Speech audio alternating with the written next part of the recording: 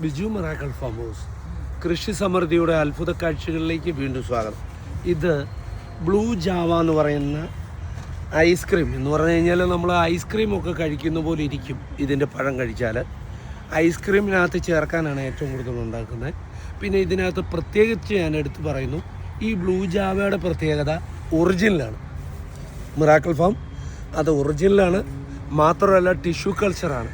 പക്ഷേ ഇത് കേടില്ലാതെ കൃത്യമായി ടിഷ്യൂ കൾച്ചർ ചെയ്തെടുത്തിരിക്കുന്ന ചെടിയാണ്.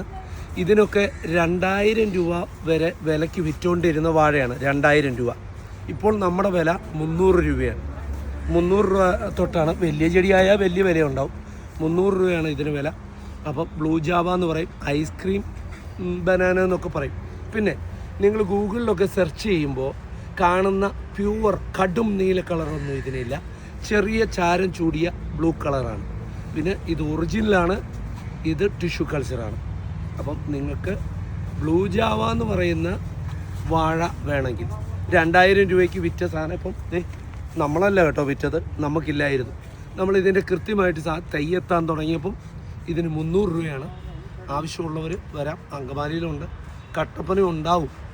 പിന്നെ കൊറിയർ അയക്കാൻ പറ്റുമോ എന്ന് ഞങ്ങൾ ആലോചിച്ച് പറയാം. വാഴയൊക്കെ ആയതുകൊണ്ട് അത് നോക്കാം എന്ന് പറയാൻ പറ്റുള്ളൂ. അപ്പോൾ ഇതാണ് ബ്ലൂ ജാവ എന്ന് പറയുന്ന ബനാന. ഐസ്ക്രീം പോലെ ഇരിക്കും, നല്ല ടേസ്റ്റാണ്, സൂപ്പർ സാധനമാണിത്. അപ്പോൾ ഇതിൻ്റെ ഒറിജിനൽ മിറാക്കിൾ ഫാമിലുണ്ട് കേട്ടോ. മിറാക്കിൾ ഫാമിൽ വന്നോളൂ.